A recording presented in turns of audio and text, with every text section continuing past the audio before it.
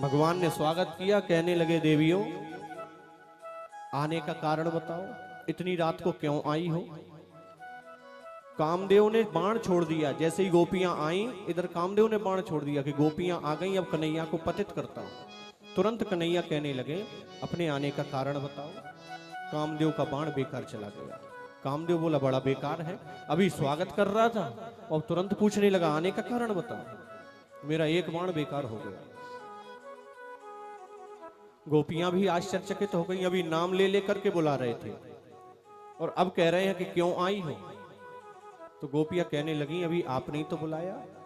कन्हैया बोले मैं तो बांसुरी बजा रहा था, मैंने कब बुलाया, आने का कारण क्या है आपका। तो गोपियां कहती हैं कन्हैया हम अपने असली पति की खोज में आई हैं। तो कन्हैया बोले असली पति की खोज में मतलब। गोपियां कहने लगी घर पर जो है वो नकली पति हैं, वो मिट्टी के पति हैं, एक ना एक दिन उनको मर जाना है और हम ऐसे पति की तलाश में हैं कि हम सदैव सुहागिन रहें, हमको वैधव्य ना सताए। कन्हैया बोले मैं कुछ समझा नहीं। तो गोपियों ने एक उदाहरण से समझाया। गोपियां कहने लगी कि एक पंडित जी थे और उनकी एक पंडितानी थी। पंडितानी जब तक पंडित जी के चरण धोके नहीं पी लेती, उनको टीका नहीं कर देती, उनको भोजन नहीं करा देती, तब तक भोजन नहीं करती थी। अब एक दिन पंडित जी बोले कि मुझे बाहर जाना है शहर में 7-8 दिनों के लिए। पंडितानी बोली कि मेरा व्रत कैसे पूरा होगा। पंडित जी बोले एक काम करो, मेरी तस्वीर रखी है उसकी पूजा कर दिया करो और अपने व्रत का पालन करना। अब पंडितानी रोज तस्वीर की पूजा करती है और फिर अपने व्रत का पालन करती है। अब एक दिन पंडितानी तस्वीर की पूजा कर रही थी, इतने में ही पंडित जी आ गए और किवाड़ खटखटाया, कुंडी बजाई, आवाज लगा रहे हैं। अब कन्हैया आप हमें बताइए उस पंडितानी को दरवाजा खोल देना चाहिए कि नकली पति की तस्वीर की पूजा करते रहना चाहिए। तो कन्हैया बोले जब असली पति आ गया तो तस्वीर की क्या पूजा करना। तो गोपियां बोली वही तो हम कहना चाह रहे हैं, जब असली पति कृष्ण हमारे सामने खड़ा है जगतपति, तो नकली पतियों की क्या सेवा करना, हम तो अपने असली पति के पास आ गए। कन्हैया जवाब नहीं दे पाए। 3 जगह भगवान जवाब नहीं दे पाए, आली, बाली और काली। आली माने गोपियां, गोपियों के सामने कन्हैया को चुप रहना पड़ा। बाली के सामने राम जी को चुप रहना पड़ा। राम जी बोले, राम जी से बाली ने कहा कारण कवन नाथ मोह मारा, मैं बैरी सुग्रीव प्यारा, मेरी तो तुम्हारी से कोई शत्रुता थी नहीं, क्यों मारा मुझे। राम जी चुप रहे और काली नाग के सामने भगवान को चुप रहना पड़ा। काली नाग को जब भगवान निकाल रहे थे तो काली नाग बोला मेरा दोष क्या है। तो भगवान बोले तुम्हारे अंदर इतना जहर है कि तुम्हारे विष से ये यमुना पुलिन विषैला हो गया है। जो कोई भी पक्षी उड़ करके जाता है, गाय पानी पीती है, मर जाती है। तो काली नाग बोला कि सांप किसने बनाए सृष्टि में। कन्हैया बोले मैंने। सांपों में विष किसने भरा, बोले मैंने। जब विष आपने भरा है और हमारे काटने से कोई मर जाता है तो उसमें मेरा दोष है कि आपका। भगवान चुप रहे। आली, वाली और काली, गोपियों के सामने भगवान कुछ कह नहीं पाए। फिर भगवान ने स्वागत किया गोपियों का। अभी भगवान रास नहीं रचा रहे हैं, इसका एक कारण और है। क्यों नहीं रचा रहे हैं रास? भगवान राधा रानी का इंतजार कर रहे हैं। भगवान कह रहे हैं जब तक राधा रानी नहीं आए तब तक रास का आनंद क्या, रास रचाया कैसे जाए, प्रारंभ कैसे किया जाए। और ये गोपियां राधा रानी को छोड़ करके आ गई। भगवान राधा रानी की वजह से इन गोपियों से प्रेम करते हैं और आज जब भगवान ने बुलाया तो ये राधा रानी को छोड़ करके हमारे पास चली आई। कैसे मेरे प्रेम को प्राप्त कर सकती हैं। यूं मानिए कि मैं अपने गुरुजी के साथ कहीं गया और जैसे ही गुरुजी के साथ पहुंचा, गुरुजी के शिष्यों की, गुरुजी के चेलों की भीड़ लग गई। अब गुरुजी की बड़ी पूजा हो रही है, गुरुजी को माल्यार्पण हो रहा है, गुरुजी को माला डाली जा रही है, गुरुजी को दान दक्षिणा मिल रही है। अब गुरुजी के साथ मैं भी गया हूं तो गुरुजी के साथ साथ मेरी भी पूजा हो रही है। तो हमने सोचा बारे हमारी तो बहुत पूजा हो रही है, हम अपने आप को ही समझ बैठे सब कुछ। अब 2-4 महीने बाद उसी गांव में हमारा जाना हुआ फिर से। अब की बार गुरुजी नहीं गए, हम अकेले गए अपने काम से। तो जैसे ही हम पहुंचे तो अब की बार कोई नहीं आया, कोई भीड़ भाड़ नहीं आई। अब हमने मन में सोचा कि गुरुजी के साथ आए थे तब तो बड़ी भीड़ भाड़ थी, बड़ी पूजा हो रही थी। इस बार तो कोई नहीं आया, कोई भीड़ भाड़ ही नहीं है, कोई पूजा ही नहीं कर रहा है, कोई माला भी नहीं डाल रहा है, कोई दक्षिणा भी नहीं दे रहा है। तो वो हमारी पूजा नहीं, वो गुरुजी की पूजा थी। गुरुजी के साथ में हम थे, गुरुजी की वजह से हम लोग, हमारे पास लोग आ रहे थे। आज हमारे साथ गुरुजी नहीं, हम गुरुजी को छोड़ करके वहां चले गए तो हमारा कोई सम्मान नहीं है, सम्मान गुरुजी का था। तो ऐसे ही कन्हैया कह रहे हैं, गोपियों तुम्हारा सम्मान राधा रानी की वजह से है, और आज तुम राधा रानी को ही छोड़ करके चली आई, तो मैं रास कैसे प्रारंभ करूं। बड़ी देर हो गई गोपियों को। गोपियों को कन्हैया कहने लगे, देवियों इस समय ऐसे रात में नहीं आना चाहिए था।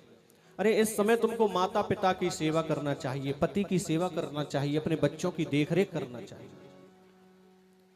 अरे कैसा भी पति हो देवियों, उसे ऐसे समय पर अब इस अवस्था में छोड़ करके नहीं आना चाहिए। दुस्सीलो दुर्भगो वृद्धो जड़ो रोग धन्यो पिवा पति स्त्रीभिर्नहातव्यो लोके सुभिर पातकी। कैसा भी पति हो, इसी श्लोक का अनुवाद गोस्वामी जी ने मानस में किया। वृद्ध रोग बस जड़ धन हीना, वृद्ध रोग बस जड़ धन हीना, अंध बधिर क्रोधी अति दीना, अंध बधिर क्रोधी अति दीना, ऐसे उपति कर किए अपमाना, ऐसे उपति कर किए अपमाना, नारी पाहु जो और दुख नाना, नारी पाहु जो और दुख नाना, एक ही धर्म एक व्रत नेमा, एक ही धर्म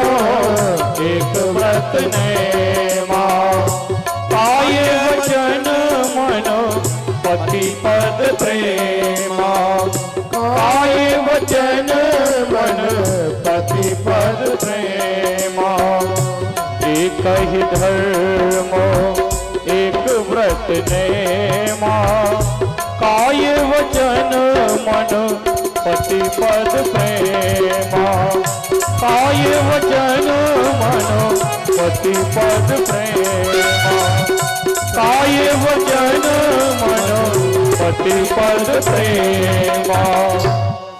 कैसा भी हो पति, पति की सेवा करना चाहिए तुम्हें। गोपियां बोली, बताओ भी राज के लिए नाम ले लेकर के पुकार रहा था, अब शिक्षा देने लगा। गोपियां उदास हो गई।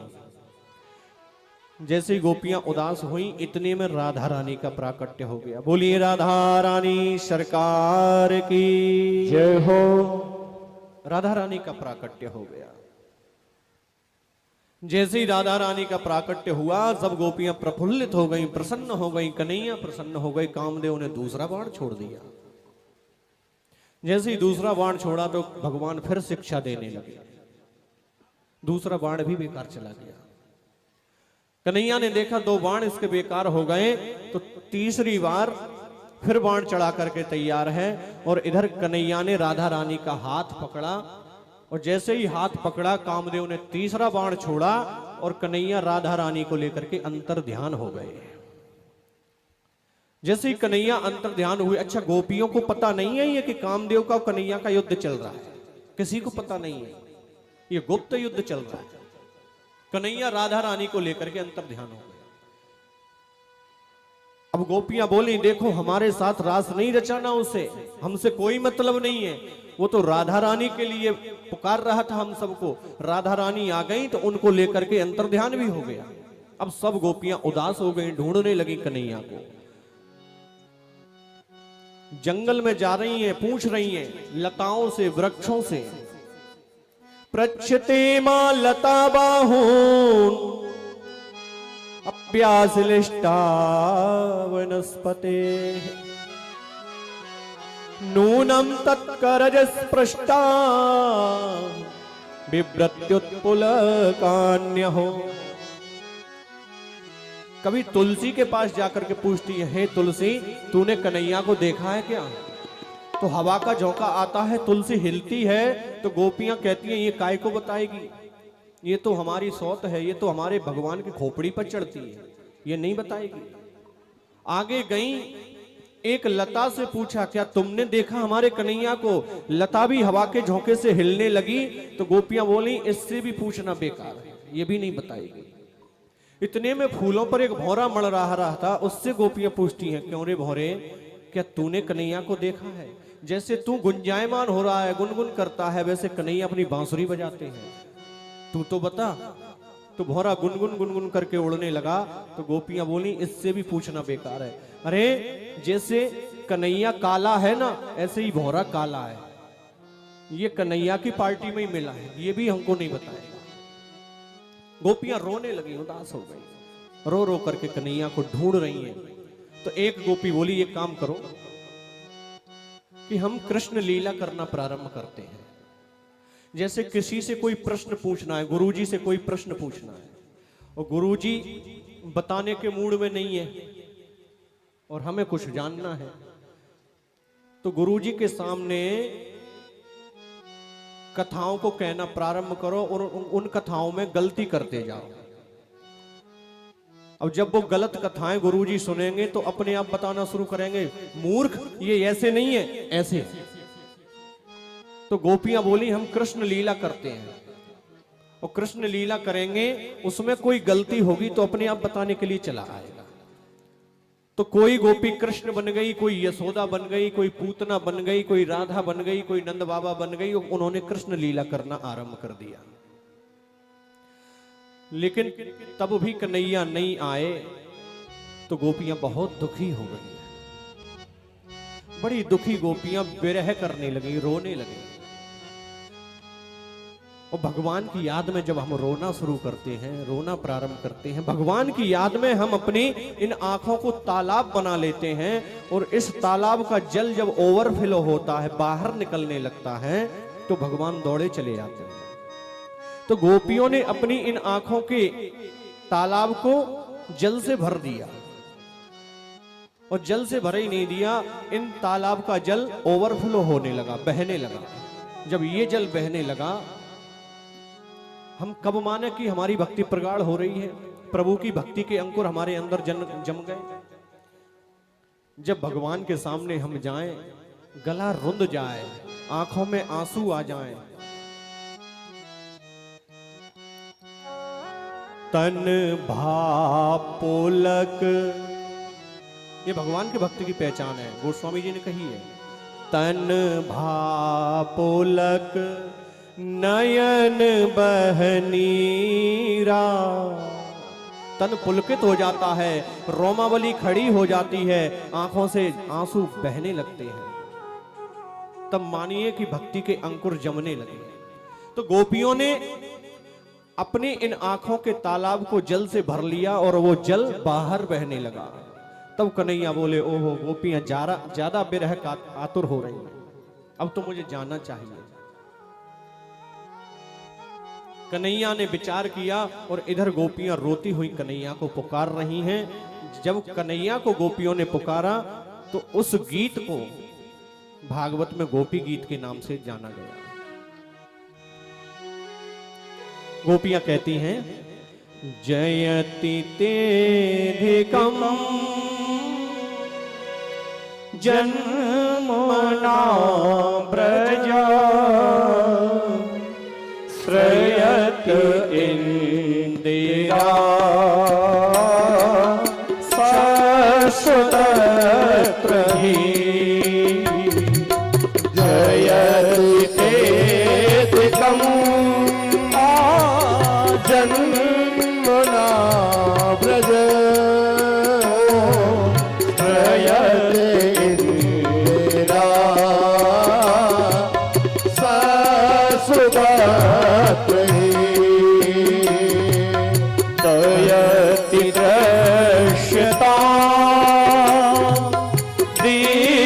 छुटावुका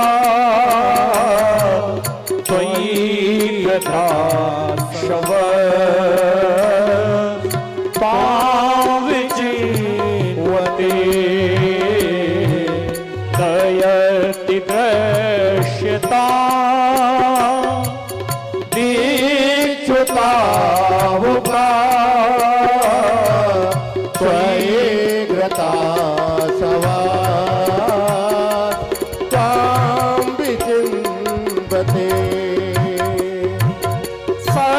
सरदुदास ये साधु जात सरसियोदरा श्री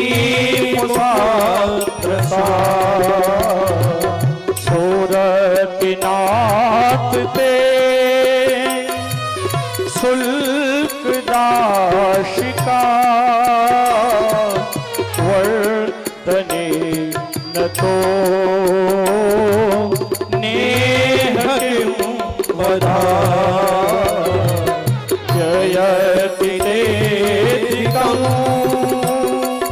जन्मना प्रजा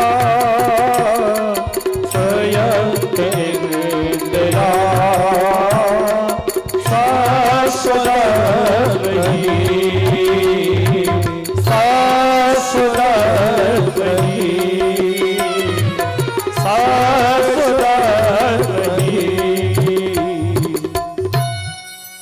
गोपियां विरह से आतुर हो गई।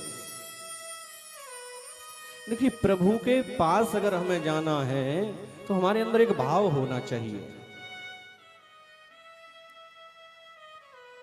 एक भजन है ना, जहां नाथ रख दोगे, जैसी प्रभु की मर्जी है उसी में रह लेंगे। ये भाव अंदर होना चाहिए। जो प्रभु ने दिया है उसी में गुजारा कर लेंगे। जहां नाथ रख दोगे वहीं मैं रहूंगा, जहां ले चलोगे वहीं मैं चलूंगा। लेकिन हम अपने आप को सब कुछ मान बैठे और आए दिन उलाहना जाकर के प्रभु को देते हैं कि प्रभु ये तुमने क्या कर दिया। भगवान कभी किसी के साथ गलत नहीं करते। जीव अपने कर्मों का भोग भोगता है, ईश्वर कभी किसी के साथ गलत नहीं करता। एक पिता की अगर 4 संतान हैं तो संतान शराब पी सकती है, संतान शराब पी करके अपने बाप को गाली दे सकती है, लेकिन बाप कभी भी संतानों में भेदभाव नहीं कर सकता। हमें तो एक ही भाव रखना है, ये जीवन समर्पित शरण में तुम्हारे, तुम ही मेरे सर्वस्व, तुम ही प्राण प्यारे। ये भाव हमारा होना चाहिए। तुम्हें छोड़कर नाथ, तुम्हें छोड़कर नाथ किससे कहूंगा, जहां ले चलोगे वहीं मैं चलूंगा। शिकायत मत करना कभी भी, अपने में सुधार करने की कोशिश करिए। हम अगर दुख भोग रहे हैं तो कहीं ना कहीं हमने गलती करी है। हमको कांटा चुभा है अपने मकान की दहली पर, तो हमने मकान की दहली अपने साफ नहीं करी थी, इसीलिए कांटा चुभा। अगर दहली साफ कर दी होती तो कांटा चुभता नहीं। कहीं ना कहीं गलती हमारी है, इसमें सुधार करने की कोशिश करिए। न कोई उलाहना मत दीजिए भगवान को कि भगवान तुमने ये कर दिया। जब बिना कारण के बच्चे अपने बाप को उलाहना देते हैं, पिता को उलाहना देते हैं, तो पिता का दिल दुखता है, कष्ट होता है। वो कहता कुछ नहीं है, बस कष्ट होता है उसे। तो न कोई उलाहना ना कोई अर्जी, कर लो करा लो तुम्हारी जो मर्जी। कहना भी होगा तो तुमसे कहूंगा, जहां ले चलोगे वहीं मैं चलूंगा। शिकायत करने का अधिकार पूरा है, शिकायत करिए, लेकिन उलाना मत दीजिए, ताना मत मारिए।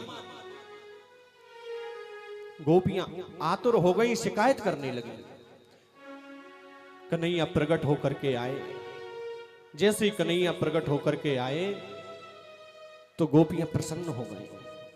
इधर कामदेव बाण पर बाण चलाता गया, पांचों बाण विफल हो गए। कामदेव ने चरणों में गिर करके क्षमा मांगी। प्रभु, मैं तो समझ बैठा था कि मैं त्रैलोक के विजयी हो गया, लेकिन प्रभु मैंने आपको नहीं जीत पाया, मुझे क्षमा कर दीजिए। अब कन्हैया ने गोपियों के साथ मिलकर के रास प्रारंभ किया। 3 प्रकार का रास मंडल है। एक प्रकार के रास में कृष्ण और राधा अकेले हैं, आसपास सब गोपियां हैं। एक रास मंडल ऐसा है कि दोई दोई गोपी बिच बिच माधव, 2-2 गोपियों के बीच में कन्हैया है। और एक रास मंडल में प्रत्येक गोपी को अपने साथ कन्हैया दिखाई दे रहे हैं। ऐसा विचित्र रास कन्हैया ने प्रारंभ किया। 60 करोड़ 30 लाख गोपियां इस रास मंडल में आई हैं। किसी संत ने बताई है ये गिनती, संत के भाव है। तो परीक्षित ने पूछा, इतनी गोपियां कहां से आ गई? इतनी तो ब्रजमंडल की संख्या नहीं है। सुखदेव जी बोले, ये ब्रजमंडल की गोपियां नहीं है, ये वेदों की ऋचाएं हैं, ये साधारण गोपियां नहीं है। जब राम जी बारात लेकर के गए थे तो जो गोपियां बैठी हुई थी जनकपुरी में, सब राम को देख करके मोहित हो गईं, वो सब गोपियां बन करके आई हैं। जब राम जी वनवास को गए तो जितने भी साधु संत थे, सबने गोपी भाव से राम जी को दर्शन पाया और कहा कि राम हमारे भी इष्ट बनते, तो वो सब गोपियां बन करके यहां आए हैं। जितने राम जी जब चरण चिन्ह धरते थे तो जितने रेत कण राम जी के चरणों से दबते थे, तो रेत कण कहते थे कि काश हम राम जी को अपने हृदय से लगा पाते, काश हम मनुष्य शरीर में होते। वो सब गोपियां बन करके आए। और उस मधुवन में कन्हैया ने रास करना प्रारंभ कर दिया और बड़ा सुंदर रास रचाया जा रहा है।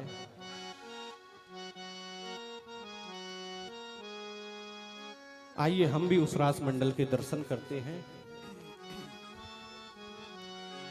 राधा रानी नाच रही हैं, गोपियां नाच रही हैं, कन्हैया नाच रहे हैं। राधा नाचे कृष्णा नाचे, नाचे गोपी जन,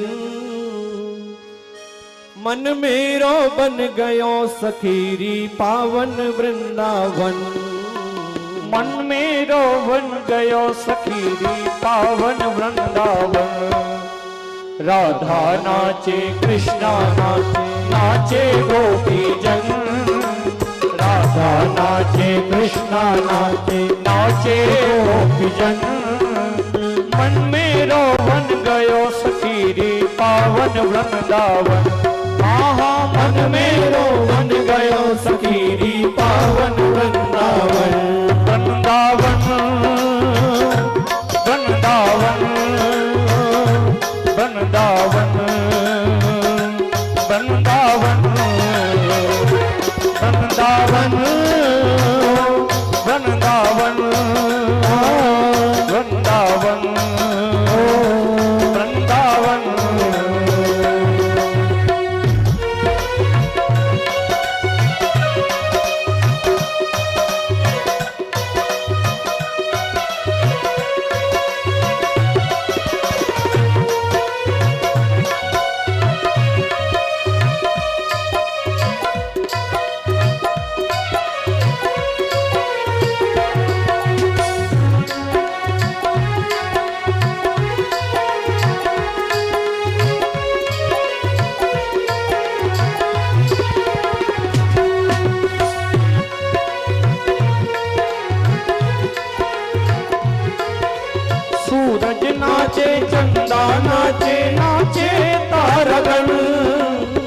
सूरज नाचे चंदा नाचे नाचे तारागण सूरज नाचे चंदा नाचे नाचे तारागण सूरज नाचे चंदा नाचे नाचे तारागण मन मेरो मन गयो सखी पावन वृंदावन मन मेरो मन गयो सखी पावन वृंदावन वृंदावन वृंदावन वृंदावन वृंदावन वृंदावन वृंदावन वृंदावन वृंदावन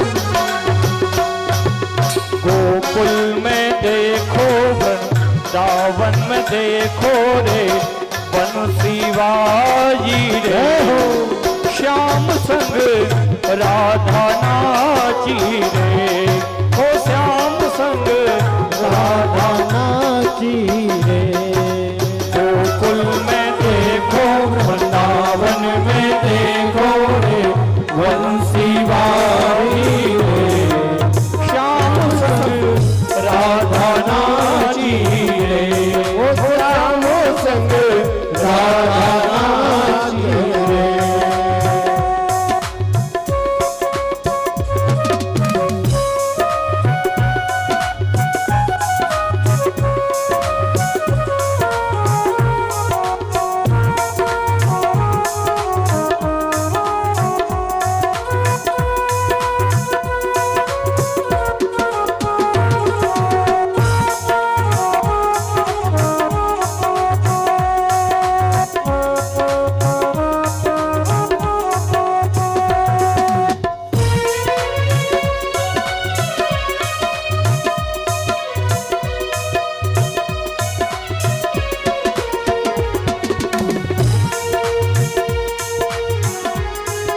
श्री राधे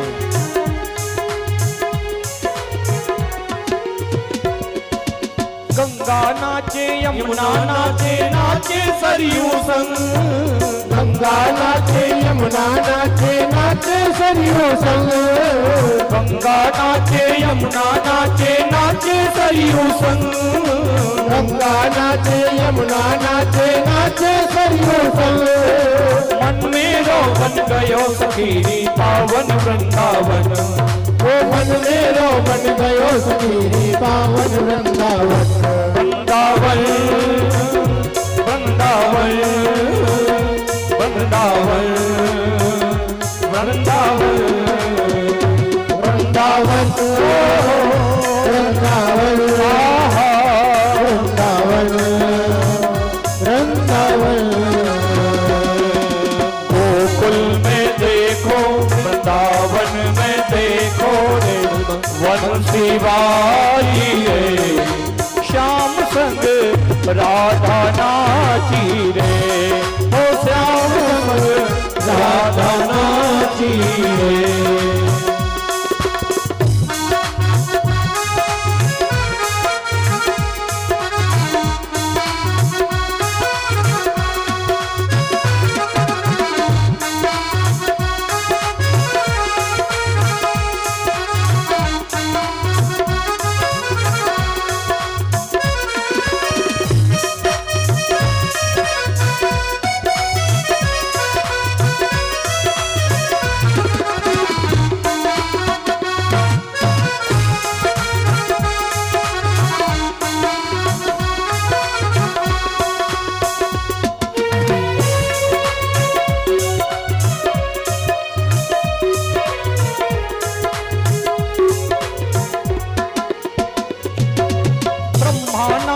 शंकर नाचे नाचे नंदी संग ब्रह्मा नाचे शंकर नाचे नाचे नंदी संग ब्रह्मा नाचे शंकर नाचे नाचे नंदी संग ब्रह्मा नाचे शंकर नाचे नाचे नंदी संग मन मेरो बन गयो सखी पावन वृंदावन वो मन मेरो बन गयो सखी पावन वृंदावन वृंदावन वृंदावन वृंदावन वृंदावन